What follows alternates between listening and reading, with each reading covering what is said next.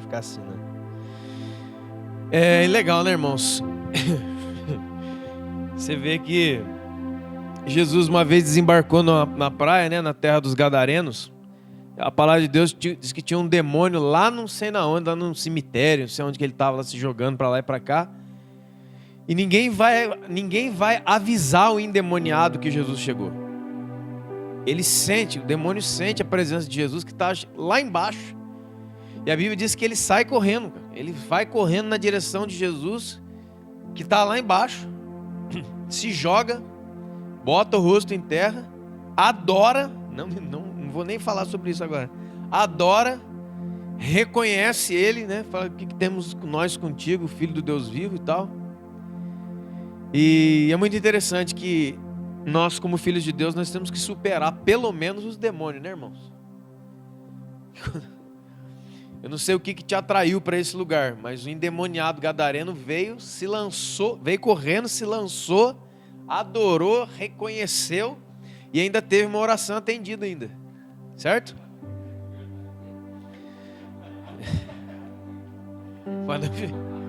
Para não ficar muito feio hoje, a gente tem que dar uma melhorada em nome de Jesus, né, irmãos? Porque ele falou, Senhor, não nos manda para fora desse lugar, né? Permite que nós passamos para os porcos. Aí Jesus, tá bom, eu permito. Atender a oração dos demônios. Um pedido. Amém, queridos? Isso é real. Desânimo não é somente uma coisa que você tá bom hoje ou não. A palavra desânimo a raiz dela é sem ânimo. E sem ânimo é sem vida. E sem vida é sem Deus. Então, nós temos uma questão para arrumar aqui, né? Amém, irmãos? Lucas 12, por favor. Eu quero agradecer a oportunidade dos irmãos em nome de Jesus. Essa oportunidade.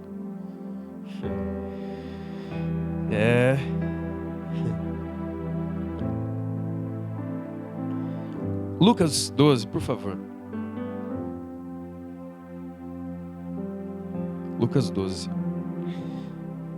Uma passagem muito conhecida, para que nós possamos trabalhar o entendimento, né, irmãos? Nós não podemos, eu creio que nós não podemos viver, pelo menos da maneira que se deve, sem termos o entendimento transformado. A palavra de Deus diz que em Romanos 2 que através da renovação, da transformação do nosso entendimento é que nós podemos experimentar alguma coisa de Deus. Sem isso a gente tá pegando rebarba do quê? Daquilo que a gente chama de religiosidade. Experiências de igreja, de comunidade. Sem que sejam experiências advindas da transformação do entendimento pelo Espírito. Amém? Diz assim Lucas 12, verso 13. Nesse ponto um homem que estava no meio da multidão falou: Mestre, ordena a meu irmão que reparta comigo essa herança. E Jesus lhe respondeu: Homem, quem me constituiu juiz e partidor entre vocês? Então disse a eles: Tenham cuidado e guardem os vossos corações de toda a avareza, porque a vida de um homem, exatamente o que o Pedro estava falando agora aqui, a vida de um homem não consiste na abundância dos bens que ele possui. Eles proferiu uma parábola dizendo: um campo de um homem rico produziu com abundância. E ele pensava consigo mesmo dizendo: o que eu farei? Eu não tenho onde recolher tantos frutos. E disse consigo mesmo: farei isso, destruirei os meus celeiros, reconstruirei ainda maiores e recolherei todo o meu produto e todos os meus bens. Então eu direi à minha alma.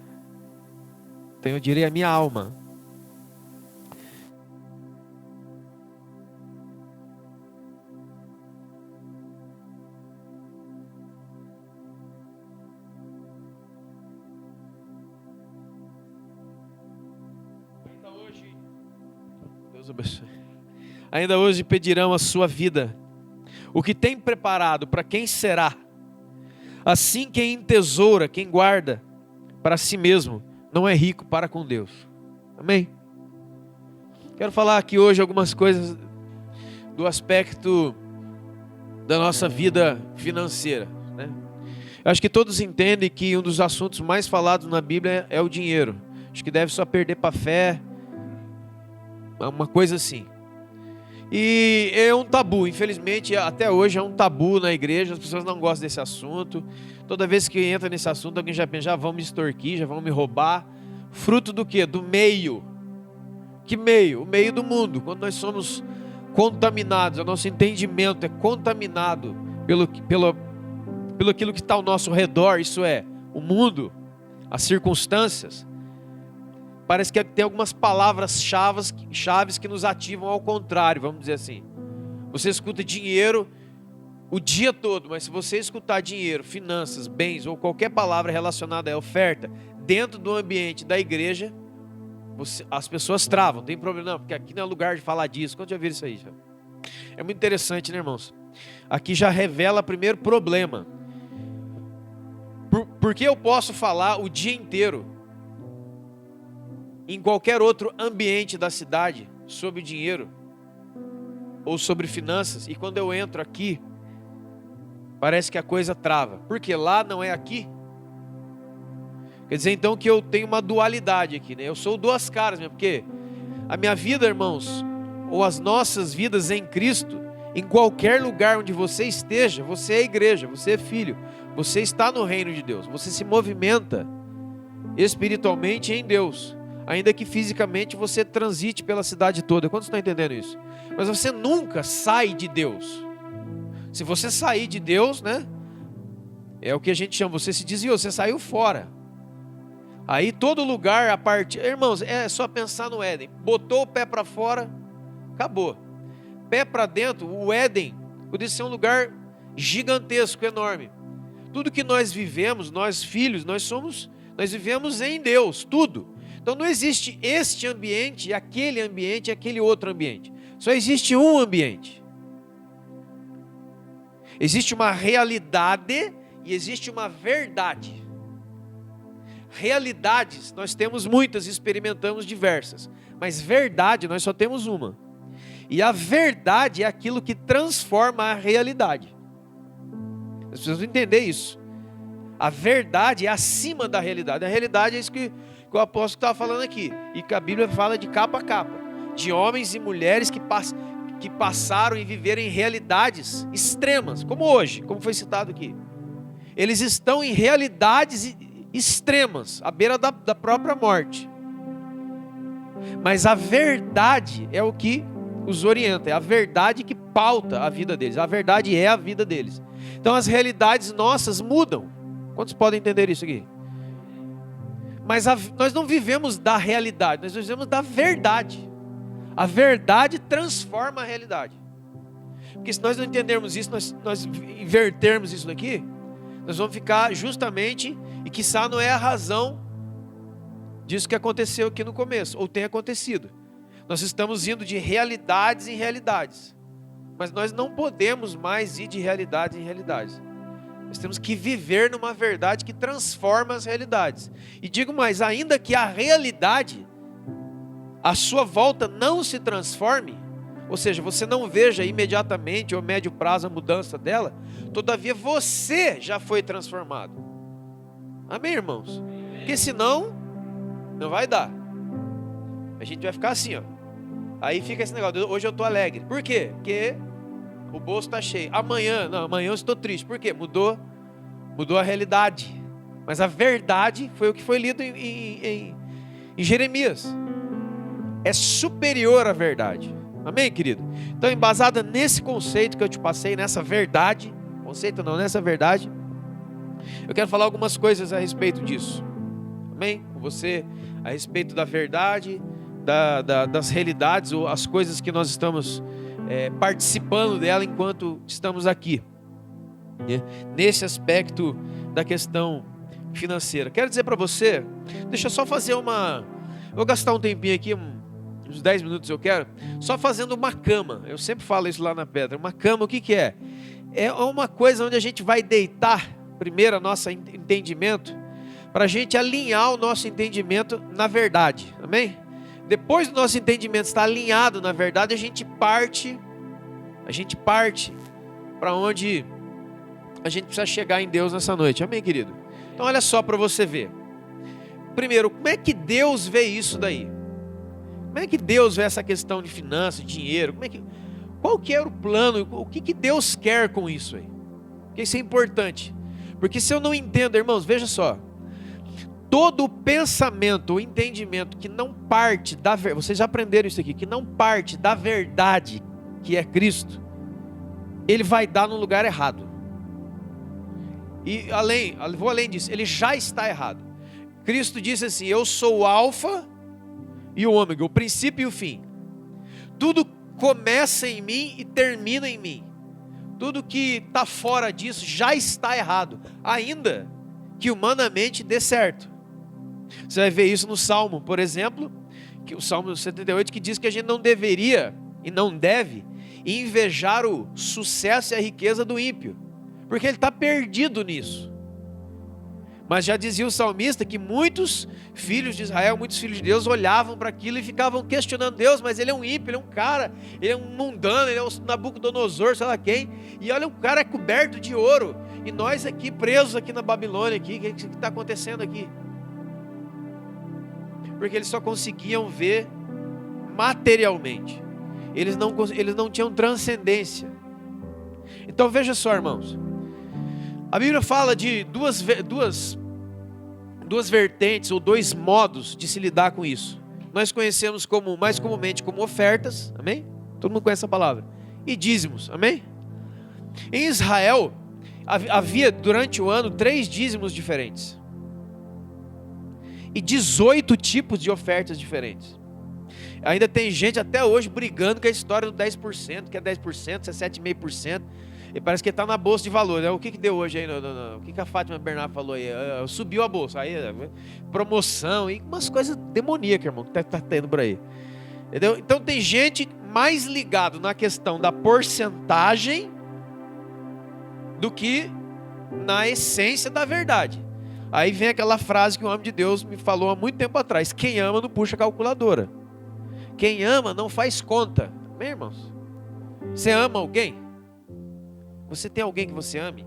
Quem ama não faz conta. Isso é uma coisa verdadeira. A hora o cara me falou, faz muitos anos me falou isso, eu falei: puxa, cara, você podia bater em outro lugar, né? Às vezes dói aqui na boca do estômago, fica sem ar mesmo. Agora olha só, querido, se nós somássemos isso, daria aproximadamente de 60% a 65% de tudo que você tem voltaria para Deus. 10%, irmão. Isso aí, eu não sei como é isso aí. Justamente.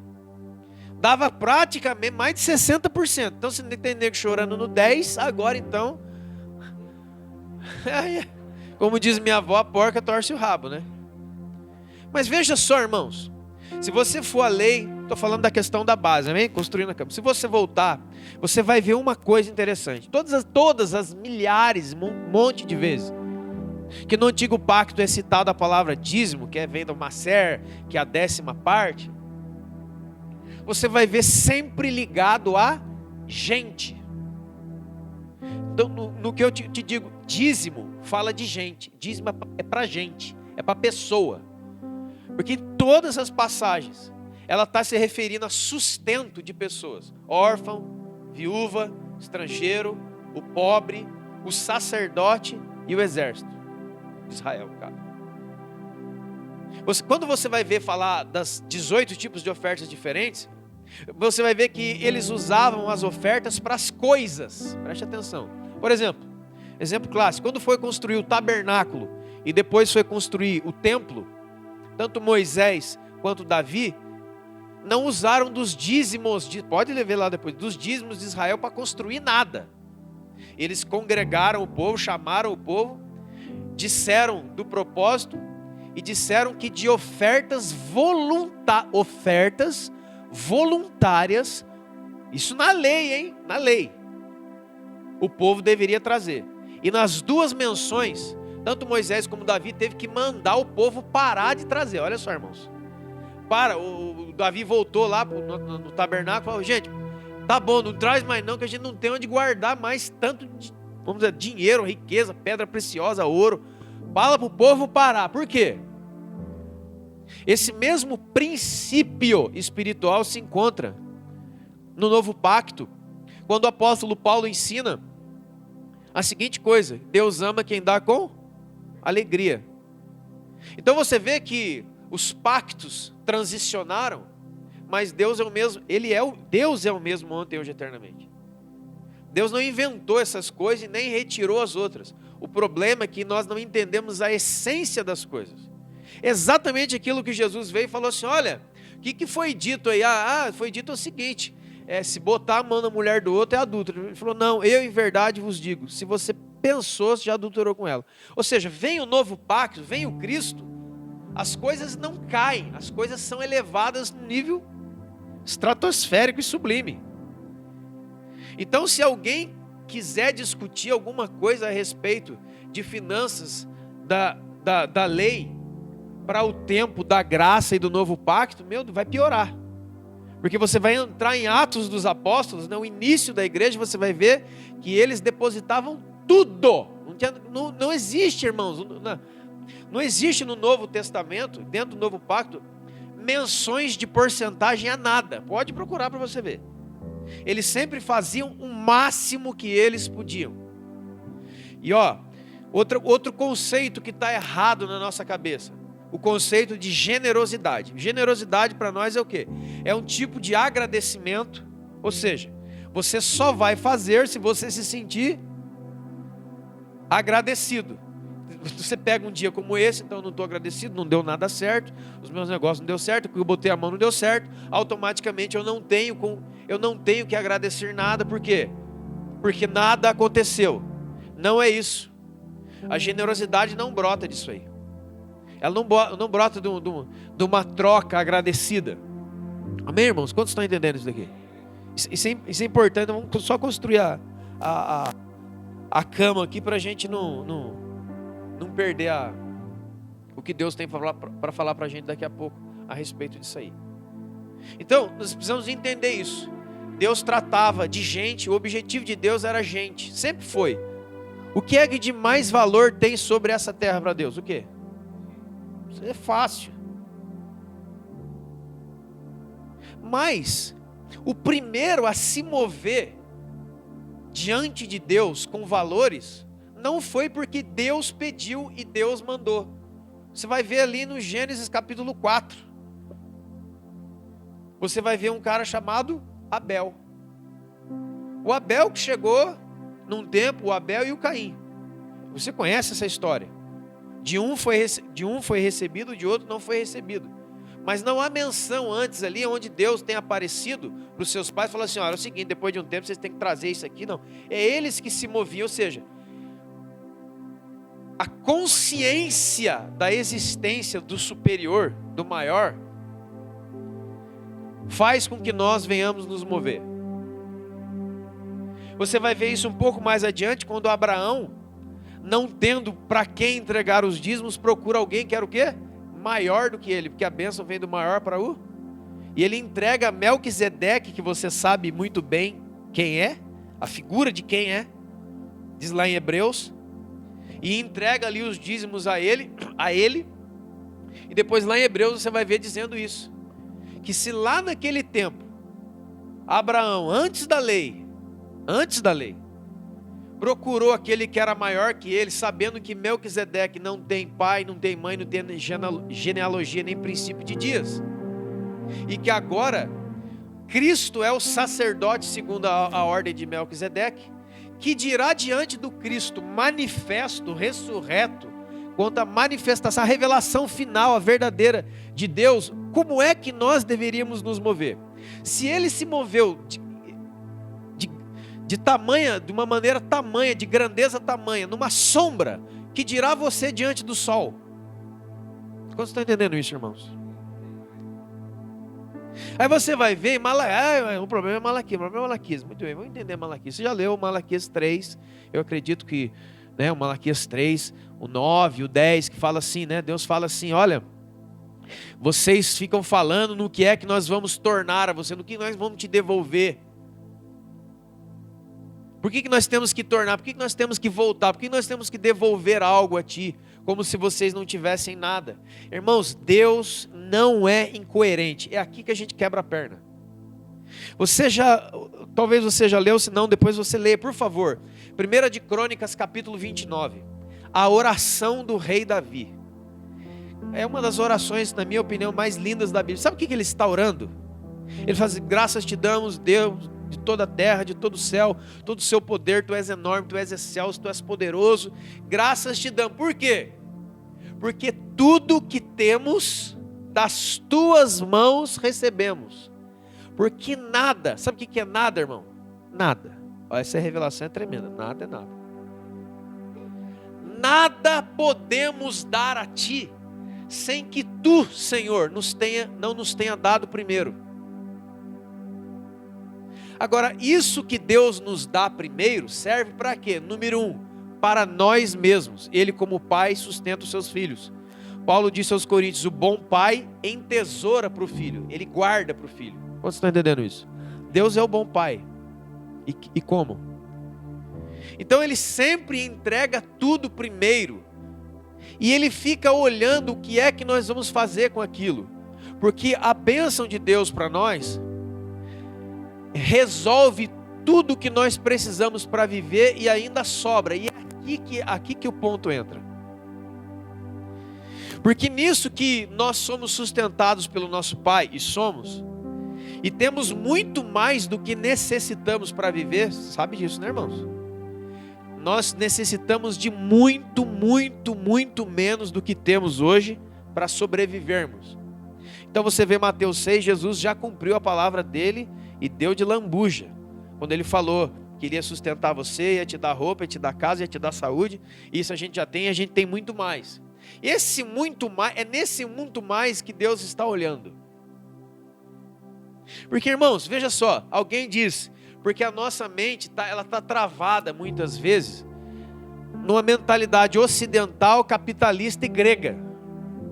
Então quando você ouve algumas palavras, a sua mente dispara, a sua alma, onde você está preso no seu raciocínio, que não parte da mente de Cristo, do pensamento de Cristo, mas sim de um pensamento comum de homem, do mundo.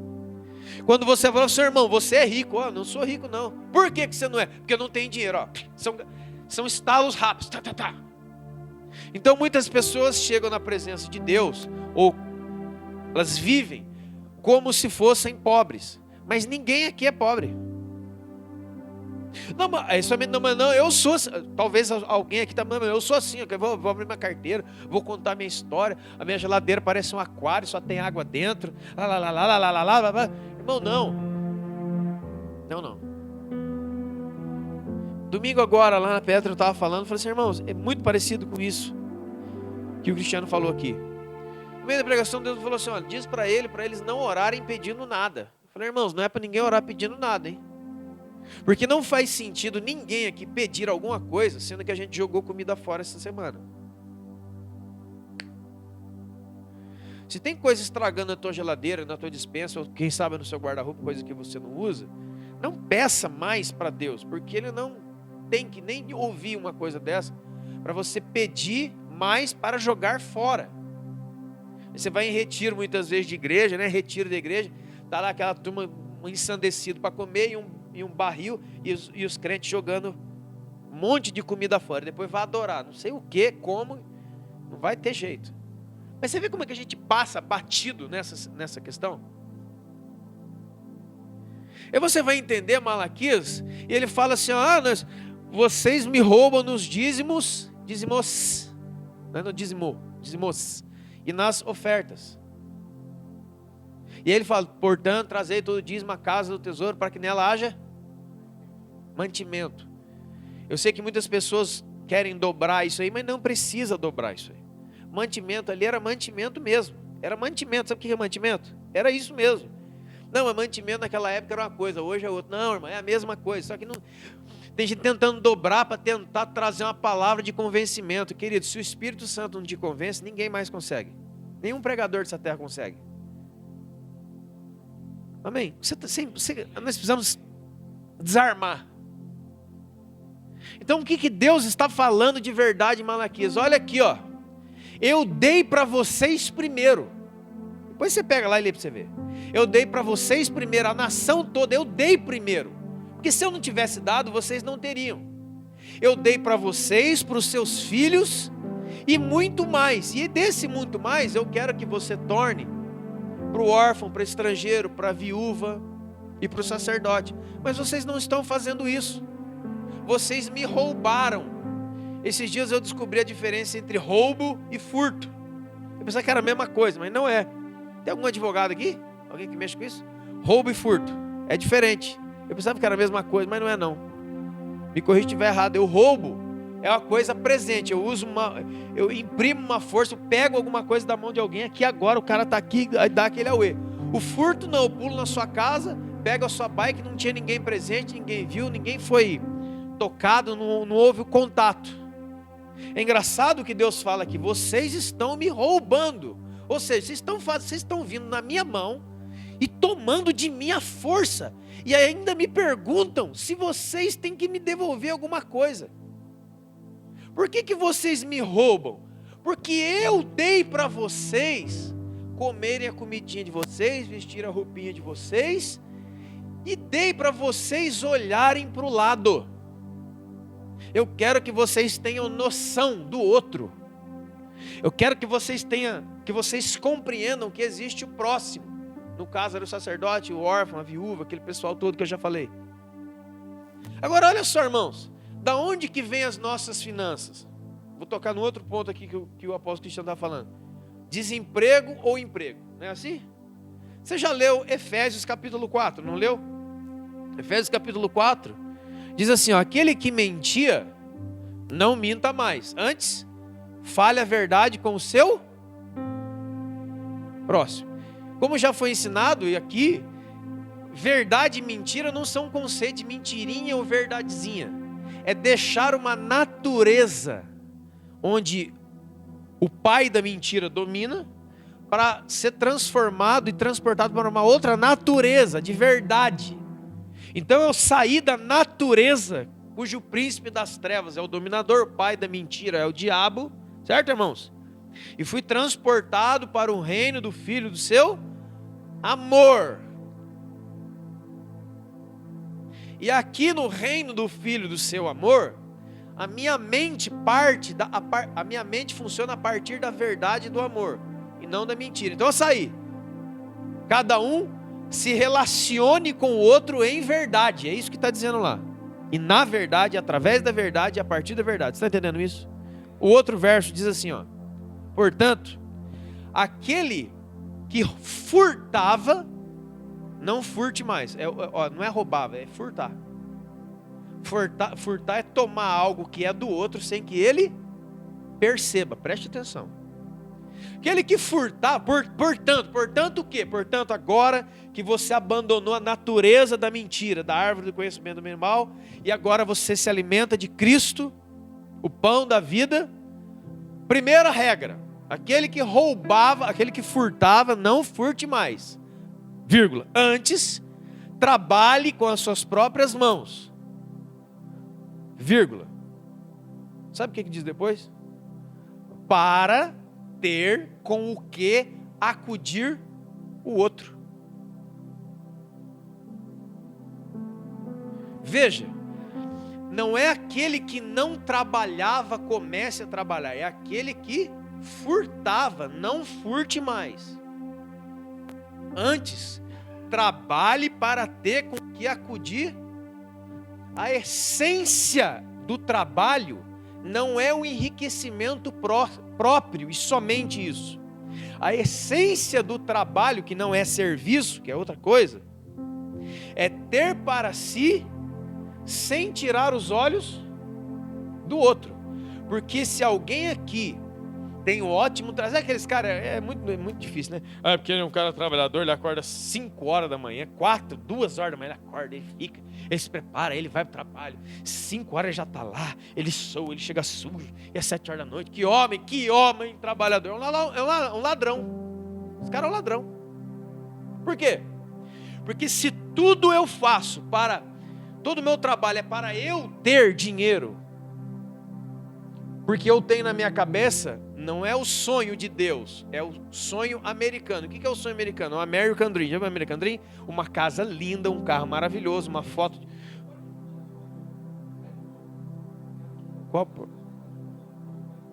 Qual a parte? Se, irmãos, está no texto.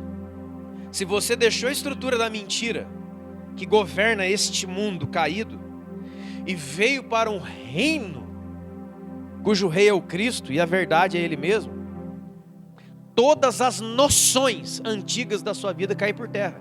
Ninguém mais vai para o trabalho para tirar do trabalho a felicidade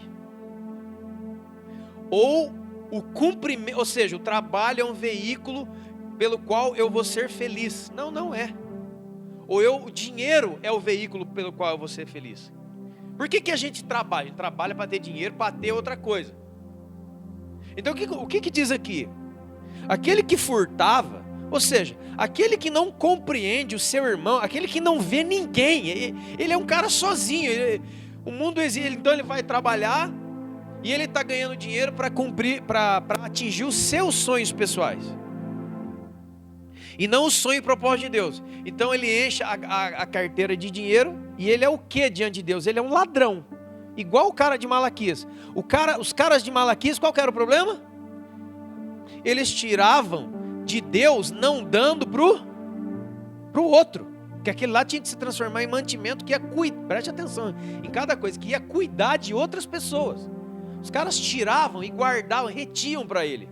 Irmãos, quando você entra em Atos dos Apóstolos, começo ali da igreja, a ação da igreja, Atos capítulo 1, Jesus subindo, os apóstolos decidindo quem que ia entrar. Atos capítulo 2, a descida do Espírito Santo.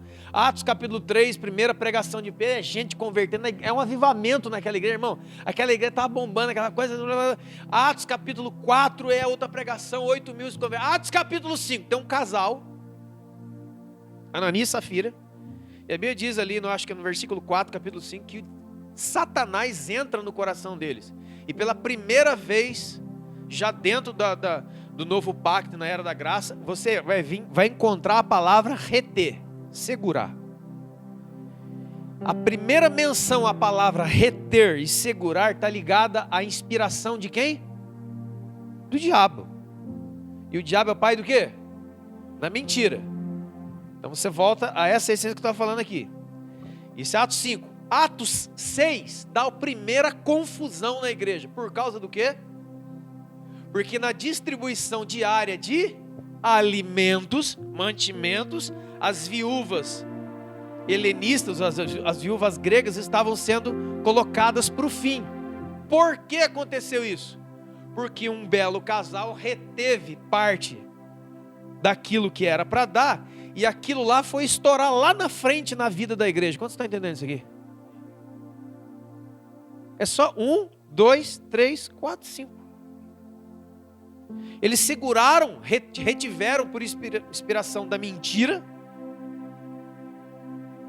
E no capítulo 6 já deu um maior problema, no maior auê. Os apóstolos tiveram que sair da sua posição, levantar diáconos, reorganizar a igreja, porque estavam auê. Por quê?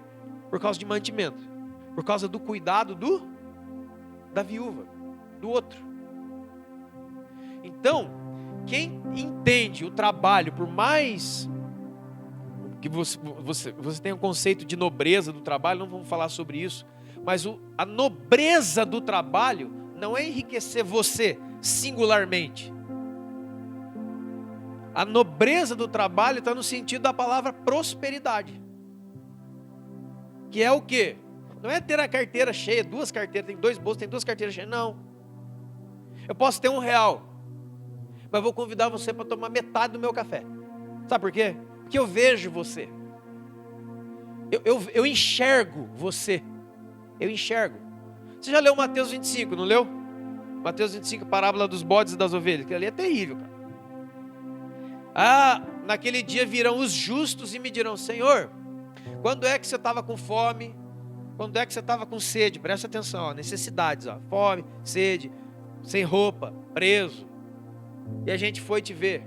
Quando você fez a um dos meus, quando você fez para o próximo, você fez comigo. O que está escrito ali? Aquele que é avarento, ele não é rico para com Deus. Avareza é o quê? A Bíblia diz que a avareza é pecado, que a avareza é amar o dinheiro. E o avarento, então, quem que ele é? O avarento é a pessoa que não deixa o dinheiro cumprir o seu propósito. O propósito que Deus determinou para ele é o avarento. Toda pessoa que não deixa o recurso, o dinheiro, a riqueza, chegar, tocar e transformar segundo o propósito de Deus, ele é avarento, ele tem amor ao dinheiro, então ele vai reter, ele vai segurar, ele não deixa o dinheiro, os recursos, o que quer que seja, passar através dele e cumprir um propósito que Deus estabeleceu.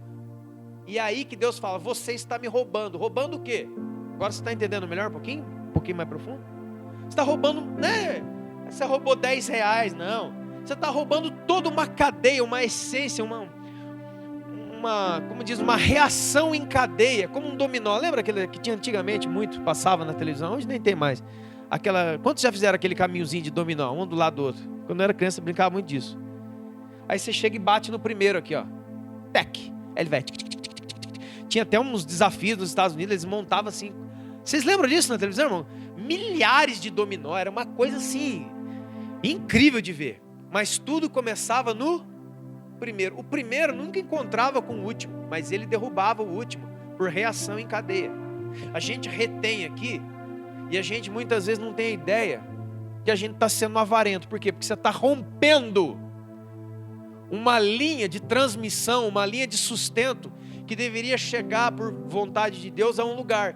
Não chega, você roubou. Não chega, você furtou. Você usa o seu trabalho e vem para casa todo bonito, porque eu sou um homem trabalhador. Perante Deus você é um ladrão, porque você trabalha na sua singularidade, você não compreende o outro. Mesmo depois de ter lido que é amar a Deus sobre todas as coisas e o próximo como Ele nos amou. Então Deus e o próximo não se desligam. Quantos estão entendendo? Quanto mais próximo de Deus você realmente está, mais na direção do outro Ele vai te mandar. Quantos estão entendendo? Isso aqui é a câmera, a gente vai entrar no onde a gente tem que entrar já já. Então veja, toda essa questão está em voga. No novo pacto, um cara que trabalha demais, que é um cara trabalhador, mas ele não compreende que não é do fruto do seu desempenho, do seu trabalho que ele vive, mas da graça, da bondade e da misericórdia de Deus. Está vindo no carro agora comentando um evangelismo que nós tivemos num bairro ali em Pindamonhangaba. Falando nisso, a capital manda abraço para vocês aí.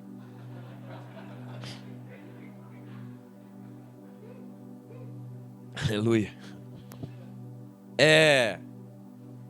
Uma vez no evangelismo, irmão, estava batido, esse negócio de casa em casa, bati na casa de um cara, um casão mesmo, mas que casão grandão. Aí saiu lá um senhor, tal, cara injuriado, comecei a falar a respeito de Cristo para ele e tal, e aí ele inverteu comigo, não, porque, né, a igreja quer o meu dinheiro, aquela história, né, irmão, você conhece bem, a igreja quer o seu dinheiro. Que dinheiro que é seu? Onde você arrumou isso? Vamos lá, né, isso aí é outro dia. Ele falou, aí ele fala, não, porque tudo que eu tenho aqui, eu tinha 3 carros na garagem do carro. Esse aqui comprei, que eu trabalhava, eu acordava 6 horas, já estava no serviço, eu suei minha mão, eu conquistei, eu fiz e tal. E no final que ele cansou de falar, então, deixa eu dizer uma coisa para o senhor. Partindo do seu raciocínio, o senhor falou que tudo isso aqui é obra da sua mão e do seu esforço, porque você é o cara. Então todas as pessoas do mundo que acordavam antes do Senhor para ir trabalhar deveriam ser 2 vezes mais ricos que você. Pergunta, esta é a realidade da maioria dos trabalhadores ao redor do mundo? Aí ele parou assim, né?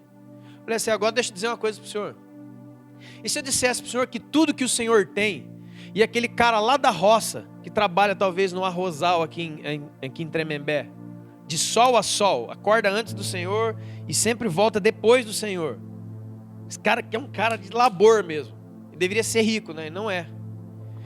E se talvez eu dissesse para o Senhor assim, que tudo isso aí foi uma dádiva de Deus entregue na sua mão, para um propósito maior do que o Senhor ter 3 carros e um sobrado. O que o Senhor me diria? Ele parou assim, ó.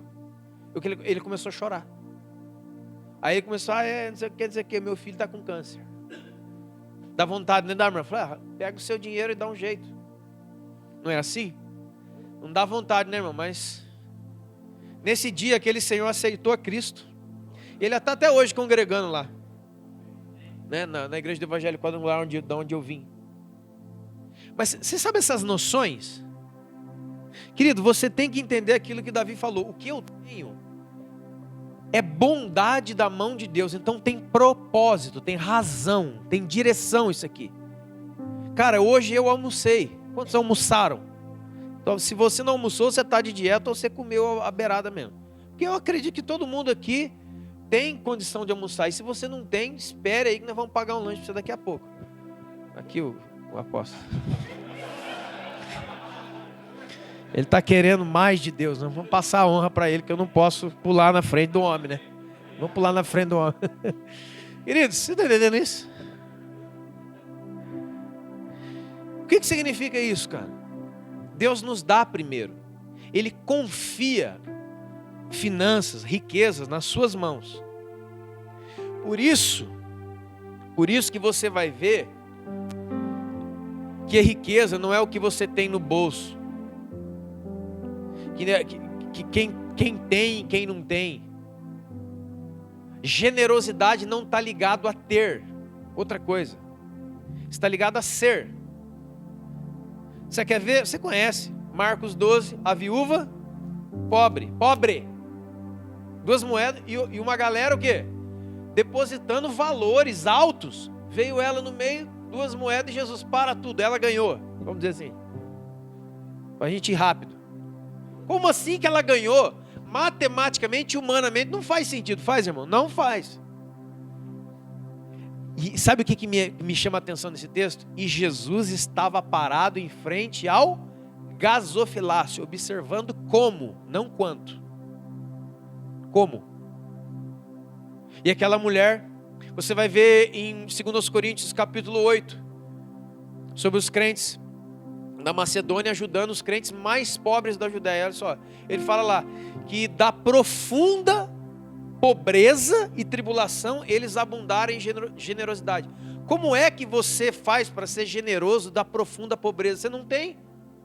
E Paulo continua falando assim, eles vieram atrás de nós e nos pediram, eles foram atrás de Paulo, Paulo está passando lá na cidade, lá atrás dele, porque a gente sabe que tem irmãos em outro lugar, pessoas que são menos afortunadas que nós. Então você tem quanto? Tem 1 centavo, 2, 3, 4, 5, 10. E eles foram atrás do apóstolo Paulo e eles foram pedir, irmão. Isso aqui olha, a gente ficou sabendo que tem uma coisa. Põe a gente no meio disso aí. Deixa a gente ofertar, deixa a gente participar disso. Nós queremos, a Bíblia diz lá que nós queremos ajudar os santos. Nós queremos ajudar as pessoas. Nós queremos ajudar você, Paulo. Filipenses 4, ele fala, né, da oferta que ele recebe de Epafrodito com aroma suave, que foi enviado pela igreja, para que ele continuasse a missão. Tudo isso que eu estou falando para você é a cama. Agora entenda isso daqui. Agora sim. Depois de tudo isso, alguém pode pensar assim, cara, o meu trabalho, os meus negócios, a minha vida é o seguinte, eu estou procurando lucro. Né? O cara está correndo atrás do lucro. O que é o lucro? É um ganho, né? É um ganho extra, um ganho exorbitante, um ganho a mais. Então, só que no reino, sendo no Novo Testamento, você vai ver essa palavra lucro ligada a 2 coisas interessantes. Primeiro lá em Filipenses 1, que diz assim, que o lucro é morrer. Para mim o viver é Cristo e o morrer é lucro. Você quer? Glória a Deus. Morra. Aí entra o discurso aí. E também Paulo ao Timóteo, capítulo 6, ele fala assim, que a grande fonte do nosso lucro, sabe o que é? É estarmos contentes com o que temos. Ser rico não é ter um monte, é dar valor para aquilo que você tem agora. Porque eu te garanto, irmãos, O que você tem agora é vezes e vezes e vezes superior à grande maioria da população do mundo. Só que a gente não atina para isso. A gente acha que o dinheiro que a gente ganha do nosso grande suor trabalho é para a gente comer mais 5 hambúrgueres daqui a pouco. A gente não enxerga a igreja, a gente não enxerga família, a gente não enxerga missão, a gente não enxerga o próximo, a gente não enxerga ninguém. Então a gente vem muitas vezes para a igreja com essa mentalidade, a mentalidade da troca. O gasofilácio hoje para muita gente virou caça-nico. Lembra o caça-nico? Você põe a moeda em cima, puxa aquela catraca e fica... Aí você já fica a moeda embaixo. Ai Deus, eu dei o dízimo, a oferta aqui, cadê a minha prosperidade? Deus falou, que prosperidade? Você é louco, você não entendeu nada. Quantos são pais? Está chegando aí a época do Natal, sofrimento. É muito legal o dia do meu aniversário. Quem é pai aqui sabe disso. Dia do meu aniversário, vem a minha esposa, pede o meu dinheiro para dar para minha filha comprar um presente para mim. Quantos estão entendendo isso aí? Esse é você. Esse é você. Esses somos nós. A gente chega no pai, pede dinheiro do pai para dar um presente para o pai. Irmão, só um Deus que nos ama e com senso de humor para aguentar todos nós desse jeito. Porque isso aqui é engraçado. Não, fala aí.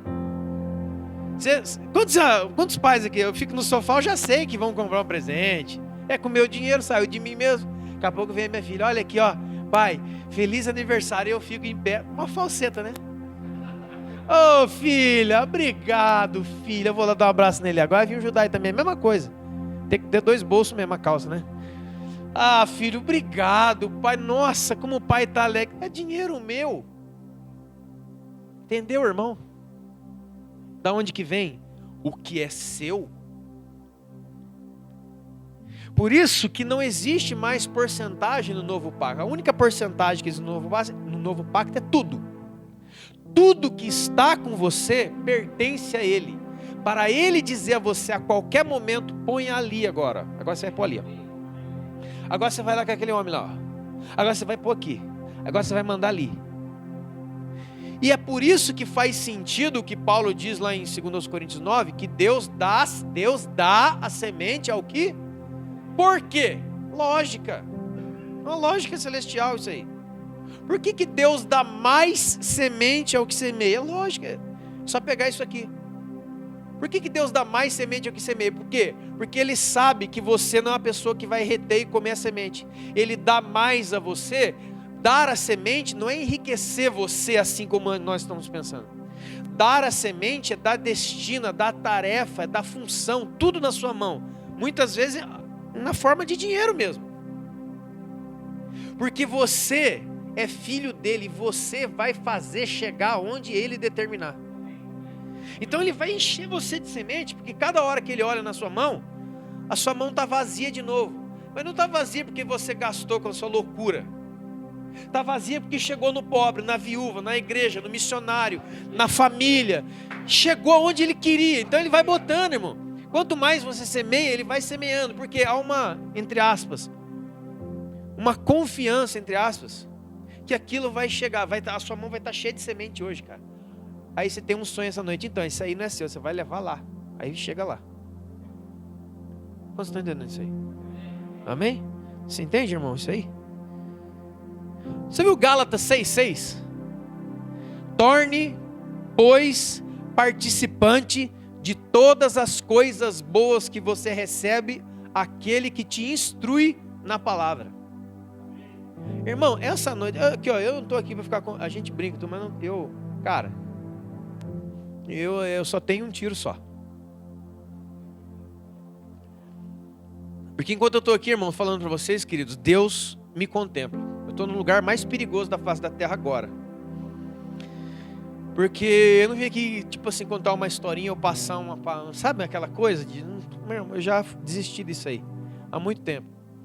Deus sabe exatamente a minha estrutura. Irmãos, esse domingo agora, anteontem e hoje, tem sido 2 dias assim, tão intensos para mim em Deus. nesses 2 dias é como se Deus não, é como se estivesse sentado aqui na primeira cadeira fazendo assim, ó. Vai falar o quê? Peraí, como é que é? Anota aí. Meu pai espiritual está aqui. Ele sabe do que eu estou falando. Sabe qual é a palavra que Deus me falou domingo depois daquela nossa conversa? Uma palavra sobre pressão. Aguentar o pau. Aguentar o peso. Essa foi domingo. E hoje está aqui falando sobre finanças. Sabe por quê, irmãos? Eu estava vindo no carro, Deus falava no meu coração. Eu quero dizer isso para você. Essa noite aqui é uma noite de alinhamento. Alinhamento. Eu vim aqui para alinhar. Entra aqui, irmão. Eu vou estar aqui, ó. Vou ficar aqui contando um negócio. Deus está me vendo e meu pai espiritual aqui. Esse cara é mentiroso, está mentindo. Não, cara. Eu vim aqui para me alinhar com Deus, me alinhar com Ele, me alinhar com você. É noite de alinhamento hoje. De verdade. Porque se eu trabalho e não contemplo você e não contemplo uma razão maior do que o próprio trabalho, eu estou roubando Deus, cara, eu não quero ser ladrão, meu. Porque os ladrões não herdam o reino de Deus, amém? Eu não quero continuar, depois de me ser revelado uma verdade tão profunda, continuar. Sair daqui e encarar minha vida de homem trabalhador sem fingir que essa noite não aconteceu, que essa palavra não veio. Então eu tenho um alinhamento para fazer com o próximo. Eu tenho, irmão, eu estou falando de mim. E Gálatas 6,6 diz assim: torne participante de todas as coisas boas que você recebeu ou tem, aquele que te instrui na palavra. Então eu estou aqui hoje para alinhar com o meu próximo. Eu estou, irmão, diante de Deus que eu estou falando, cara. Sério, muito sério. Que Deus me trouxe nesse negócio assim. Eu vou lá, você vai falar minha palavra, eu quero que você tem que sair de lá alinhado. Eu vim aqui com um propósito, eu tenho que sair daqui alinhadinho. Então eu tenho que me alinhar com um monte de gente que não recebeu o que tinha que receber através de mim, mesmo que antes eu já tivesse recebido da mão de Deus. Teve gente que não recebeu. Porque tem outro pensamento, mas não tem dinheiro para dar, por exemplo, não tem dinheiro para dar para o mendigo. Quem falou que é isso aí? Isso já era problema apostólico antigo. Pedro e João na porta do templo, o cara estendeu a mão, me dá uma esmola aí. O que eles falaram? Ah, cara, desculpa, não vai dar não. Não, eu não tenho prata e não tenho ouro. Talvez você não tenha mesmo. Mas uma coisa você deveria ter, não deveria? Em nome de Jesus Cristo, o Nazareno, eu te digo, levanta com todo o dinheiro do mundo, principalmente naquela época, não compraria, nem teria uma operação para ele voltar a andar. Mas a verdadeira riqueza saiu deles. Transbordou naquele homem, levantou e foi direto para o templo, pulando, louvando, e muitas pessoas se converteram. Então eu estou aqui para alinhar para o meu próximo, porque eu tenho próximo. Eu estou aqui para alinhar com a minha paternidade, eu estou aqui para alinhar com a igreja, eu estou aqui para alinhar com a minha família. Você viu, já viu, né? Você quer ver uma coisa? Sobre o que nós temos e não deixamos chegar onde deve. 1 Timóteo 5,8 diz assim, ó: aquele que não cuida dos seus, e principalmente dos da sua casa, negou a fé e é pior que o infiel. Quando você lê isso aí? Pior que o infiel. Aí você, cara, cuidar da casa com fé, o que tem a ver isso? A verdadeira fé não é confiança. Confiança é resultado da fé. Fé é conhecimento. Eu conheço, por isso eu confio. Amém, irmão? Você não confia em quem você não conhece, eu confio. Não. Primeiro eu conheço. Por isso que na hora de entregarmos as nossas finanças, que são movimentos de fé, e fé não é movimentar a Deus, é nós nos movimentarmos porque cremos e confiamos em alguém que conhecemos, a gente não dá o passo. Por que não dá o passo? Você vai, no final de Timóteo, nesse capítulo, você vai ver assim, ó: façam o bem a todos e principalmente aos da fé. Então, as finanças que estão sobre a minha vida, a Bíblia me chama de dispenseiro de Deus. Alguém que guarda uma dispensa. Dispensa tem o que, irmão? Alimento, tem tudo ali dentro. Eu sou um dispenseiro. onde as pessoas deveriam chegar e receber o quê? O que elas precisam: oração, cura, comida, roupa, qualquer coisa que for. Quando você está entendendo isso aí? Cara, isso aqui está aqui. Mas não tem sido assim. Eu fechei a despensa, tranquei, fiz uma cara assim: não, ninguém vai comer não. A gente tem que ter, irmão, um espírito excelente que estava sobre José. José trabalhava pensando no outro. Por isso que ele foi o homem mais próspero do Egito. Por isso que Deus colocou José em lugares altos, como vice-governador, como vice-presidente dos Estados Unidos na época. Ele tinha tudo. Só que tudo que ele tinha era para quê? Para salvar o povo da fome que viria. Você está entendendo? As finanças nas nossas mãos, elas devem chegar nos propósitos de Deus que estão na igreja. Elas devem chegar nos propósitos de Deus que estão na nossa família. Elas devem chegar nos propósitos de Deus que estão ao nosso redor. Elas devem chegar nos nossos líderes. Quando você está entendendo isso? Isso que eu estou falando para mim, irmão. Então, negar a fé é pior que infiel. Por quê? Porque a fé em Deus, a fé no Cristo, a fé em Deus, ela é baseada em dois pilares: amar a Deus e amar quem? Por isso que nega a fé quem não cuida dos seus. Por isso que é pior que o infiel, alguém que nunca viu nem conheceu Deus. Porque fé verdadeira é crer no Cristo e crer que o Cristo também está nele. Esses dias Deus falou assim: se eu marcar um encontro com você nele, você vai? Irmão, deixa eu falar uma coisa, vamos subir um nível aqui. Esse negócio de secreto é nível 1. Ai, o secreto, vamos para o secreto. Ui, fecha as portas. Secreto, cara, é o secreto. O cara pega um pedaço de, como é que chama aquele lençol? Aí fica lá no quarto dele. Secreto, secreto. Deixa eu falar para você, irmão. O secreto de fechar a porta no quarto é nível 1. É nível 1 isso aqui. Deus me falou assim: eu vou marcar um encontro com você no Paulo. Preste atenção, Deus me falou assim: eu vou marcar um encontro com você no Paulo Ricardo, porque eu estou nele e ele está em mim. E eu quero ver se você consegue me discernir no nível 2, ouvindo a minha voz enquanto ele fala, e separando a voz dele da minha. Se eu marcar o encontro com você nele, você vai?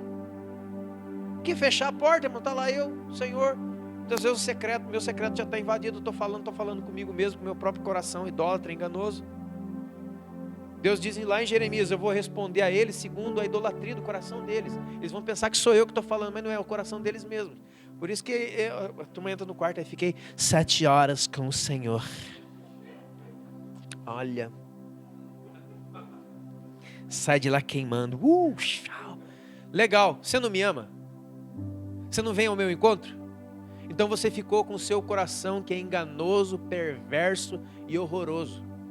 Se você, irmão, se você esteve ou se você está em Cristo e com Ele, você corre para me encontrar. Sabe aquele seu desafeto? É aquele um lá. Se você está nele, com Ele, quando Ele olha para você, não precisa nem de palavra. Você lembra quando Jesus entrou na casa do Zaqueu? Eu quero ficar na sua casa hoje. Aí Jesus entra na casa do Zaqueu. Zaqueu era, ó o Zaqueu, ó.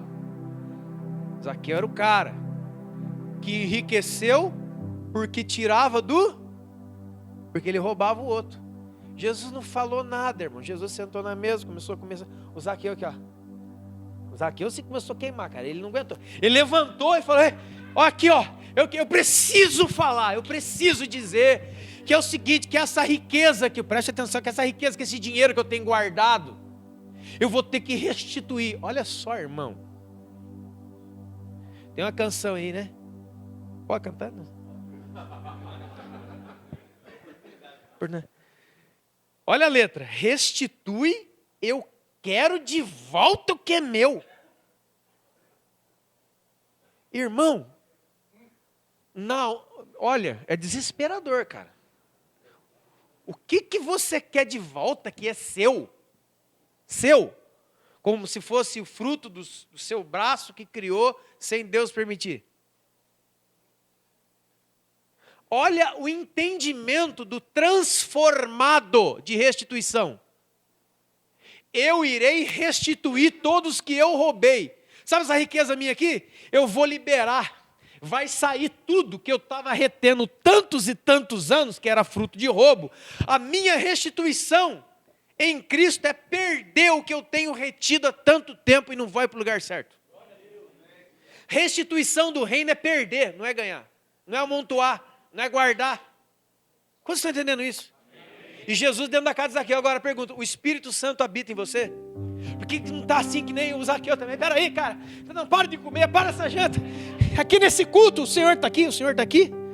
Ele está aqui, Ele está em nós estamos nele. Por que a gente não está que nem o Zaqueu querendo pular em cima da mesa? Para, eu tenho dinheiro guardado que não chegou onde deveria, e que eu não estou retendo, que não chegou na igreja, que não chegou no próximo, que não chegou no meu pastor, que não chegou. Eu prendi isso, eu preciso liberar isso, eu preciso restituir, porque eu tomei de alguém, eu furtei o meu próximo e roubei das mãos do meu Deus, não fazendo, não entendendo, não dando destino como uma flecha, aquilo que Deus em primeiro lugar colocou na minha mão, para que Ele não me devesse coisa alguma nunca, e nem para ter diante dele voz nenhuma de nenhum homem, nunca dizendo, peraí, você não pode me cobrar porque você nunca me deu nada. Deu, e deu a todos, e a gente precisa cuidar. A palavra diz que nós temos que cuidar dos nossos. Cuidar não é satisfazer desejos excêntricos. Tem gente que pensa, né? Ei pai, você cuida de mim? Eu cuido, filho. Mas acho que não cuida não, por quê? Porque eu vi uma Ferrari, você nem comprou? Eu quero, amanhã eu quero, hein? Eu quero Ferrari. Você me ama? Quero Ferrari, eu quero viagem, não sei o quê. Eu quero ir para a lua, não quero que a viagem, quero na lua. Eu quero amanhã, compra passagem. Se eu não comprar, você não me ama. Não, irmãos. Aquele que não cuida dos seus, cuidar dos seus, é mostrar a verdadeira riqueza para eles, que é Cristo em nós, a esperança da glória. Então todos nós aqui recebemos de Deus ou dinheiro ou recurso, ou os dois. Recursos em todos os dons. Olha, irmão, um cara uma vez lá em Pino, né, esses caras pedem para apanhar, né, de graça. Chegou e disse, acho que ele tem que ter dinheiro na igreja, não. A igreja não precisa de dinheiro, não. Eu falei, irmãos, quantos acreditam, quantos creem que os 9 dons do Espírito e os 5 dons ministeriais, os 5 ministérios são importantes para a igreja? Quantos acreditam isso aí? Que a manifestação do Espírito Santo através de dons e tudo aquilo lá que fala em 1 Coríntios 12 e também em Atos 4 é importante para a igreja. Deus não dá ponto sem nó, meu irmão. Só que ele não leu, por exemplo, Romanos 12, que diz que no meio do dom de presidir, no dom de liderar, no dom de socorro, no dom de governo, ele colocou um dom, uma graça no meio chamada contribuir. Sabe o que é isso, cara? A sapiência, a inteligência altíssima de Deus, sabendo que pelo decorrer dos séculos e dos dias nós iríamos fechar os nossos corações, Ele transforma isso em graça e dom e coloca na igreja, para que a igreja nunca ficasse sem recursos e finanças. Deus transforma isso em dom e graça e põe em algumas pessoas, para que se todo mundo falhar, outro falhar, haja gente tão abundantemente generosa que fica e chega e pá, e chega e pá, e chega e pá. E aí Deus faz o que para ele? Pá, pá, pá também. Nós como homens, e eu quero encerrar aqui que tempo, eu quero orar a respeito disso. Nós já recebemos, irmãos. Nós precisamos ser corajosos como homens de verdade e alinhar as nossas vidas com essas 3 áreas, mas dentro de um entendimento que tudo aquilo que eu retenho, eu estou tomando do propósito de Deus. Isso aí costuma não dar certo. costuma não dar certo. Que eu estou atingindo diretamente alguma pessoa. Há um tempo atrás lá em Pindamonhangaba deu um escândalo. No Brasil está cheio de escândalo de corrupção, né? Um dos que deu lá em Pinda foi da merenda escolar. Preste atenção. Alguns gatunos lá estavam desviando dinheiro público, preste atenção, da merenda das crianças. Pergunta para você, o que você sente quando você vê isso no jornal, no rádio, na TV? O que você sente? Seja sincero, pense. Como é que o nosso coração está com os corruptos dessa nação? Pense. O cara desviou dinheiro das criancinhas. Ah, se eu pego, eu dou um cacete, quebro ele no meio. Canalha sem vergonha. Onde já se viu? O cara tem que ter muita coragem para fazer isso. Corrupto. Desviou verba pública das crianças que não comeram a merenda. Uma vez eu pensei assim, irmão. Aí eu caí na besteira, desculpa a expressão. E à noite fui orar. Irmão, mas eu apanhei. Apanhei, irmão. Eu queria sumir. Quantos já quiseram sumir por causa da presença de Deus? Cara, é como diz Daniel. A ele pertence a glória, nós o coral de vergonha. Cara, eu ficava. Deus, me mata, Deus. Eu não sou. Sabe o que eu fui orar, né, irmão? Fim de noite, né? É porque eu sou um homem que ora toda noite, viu? Eu oro aqui. Deus. É, Senhor. Aí Deus aqui. Então.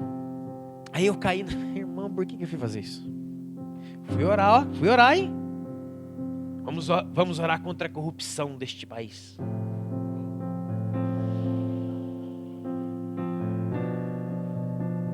Irmão.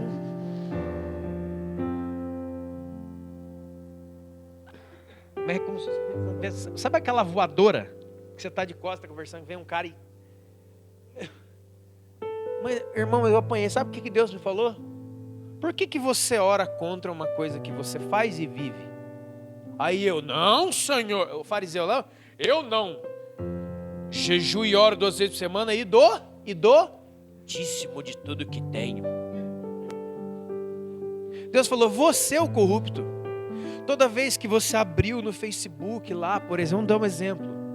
Missões na Etiópia. Aí você vê aquelas crianças magrelas. Não vamos falar de igreja. Você abre lá no seu canal de televisão, Médicos Sem Fronteira. Quando já viram Médicos Sem Fronteira? R$30 por mês. R$30 por mês são 180 doses de vacina, por exemplo, contra sarampo. Aqui não mata nem mosquito, mas lá mata todo mundo. 30 conto. Mas saindo daqui tão cheio do Espírito Santo e virando a rua ali. Eu acho que não é tão sério aquelas crianças lá, né? É que esse 30 conto nós vamos comer um lanchão, porque nós somos filhos do rei. Aleluia. Alguns anos atrás, uma agência missionária aqui no estado de São Paulo lançou, irmão, um desafio, eu achei lindo aquilo. 1 dia de jejum e oração, mandando o dinheiro do almoço e da janta para quem não tem o que comer. Eu falei, esses aí acertaram o que verdadeiramente é jejum. Jejum não é deixar de comer, é comer muito de Deus. E quando você come de Deus, sua natureza muda, cara.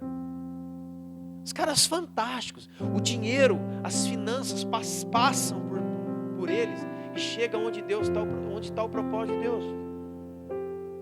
Primeira vez que eu fui em missão Paraguai, eu fiquei injuriado. A turma, vamos orar por Coca-Cola. Irmão, minha religiosidade já pulou fora. Quê? Onde já se viu missionários orar por Coca-Cola? É orando assim, ó.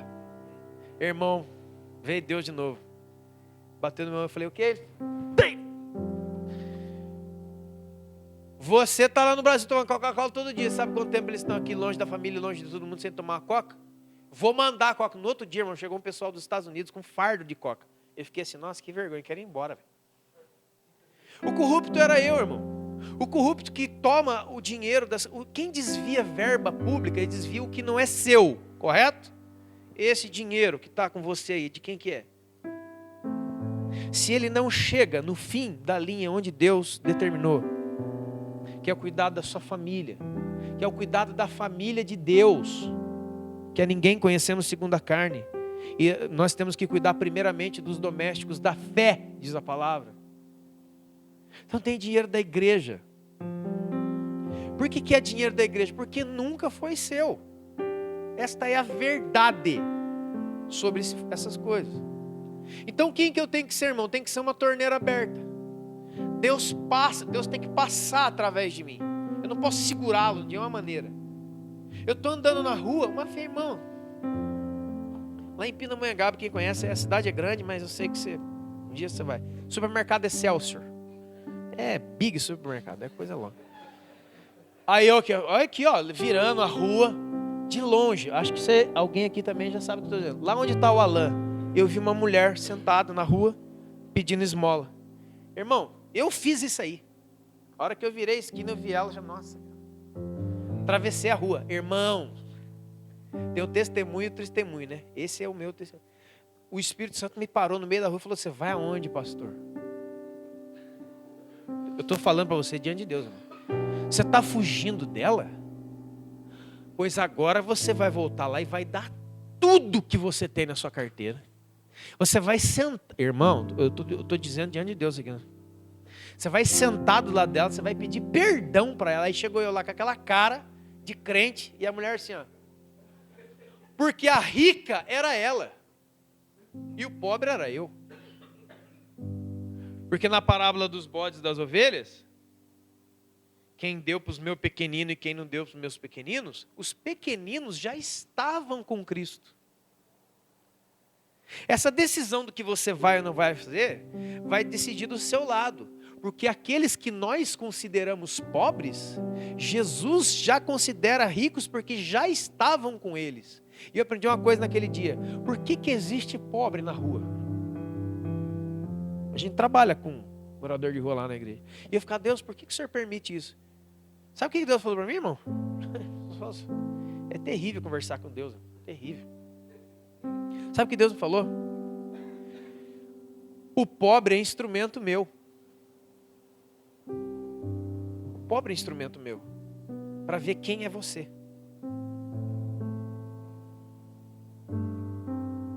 Porque se você passa e não enxerga ele, você também não me enxerga. Sentei eu do lado da mulher, irmão. A mulher: filho, o que aconteceu? A mulher está assustada, né? Eu já achei a cabeça e falei: eu vim pedir perdão para a senhora que eu estou muito envergonhado. Ela: o quê? Mas como assim?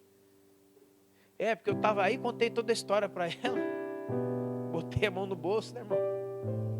E nesse dia, por azar, tinha uma grana. Você entendeu? Porque, irmão, Deus, quando Ele bate, é para doer. O irmão André, um dos homens de Deus que eu mais vejo na minha vida, disse assim: não confie em ninguém que não manca. Que Jacó lutou com Deus. Deus falou assim: ó, peraí, não vai não. Jacó aqui, ó, saiu lá do Val de Jabó. Onde você estava? Encontrei com o homem aqui, ó. Nunca confie em alguém que não manca, que não tem marcas, que não tem dores. Dos encontros com Deus. Os encontros com Deus, Deus mesmo. Ele fala isso na sua cara: você é o corrupto. Por que você ora contra desviar dinheiro das crianças? Você já desviou da missão. Você já desviou quando eu falei para você no culto: vai lá, não tenha medo que eu vou dar para você daqui a pouco um montão. E se eu não der? Você é tribo sacerdotal, e tribo sacerdotal tem uma herança só, e não são posses. Sou eu. Eu sou a herança de vocês. Eu sou a riqueza de vocês. E quando eu estiver entronizado, verdadeiramente entronizado, eu transformo vocês de uma tal maneira que vocês vão ser como Zaqueu. Vocês vão pular querendo uma oportunidade de restituir o pastor, a igreja, a família, o irmão, a sociedade, a missão, quem quer que for. Como diz lá em 2 Coríntios 8, eles procuravam Paulo pedindo a oportunidade de participar. Se coloca de pé, por favor, irmão.